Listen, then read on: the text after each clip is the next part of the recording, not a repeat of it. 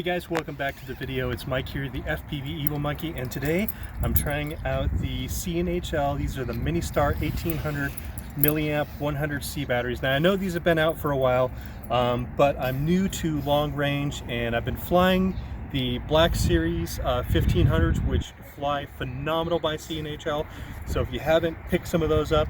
And on the word of Chris Teal from Team Hot Dog, he said these run really good on his long range. So I've been getting between 4 to 6 minutes depending on how I'm flying, how aggressive and things like that with my long range.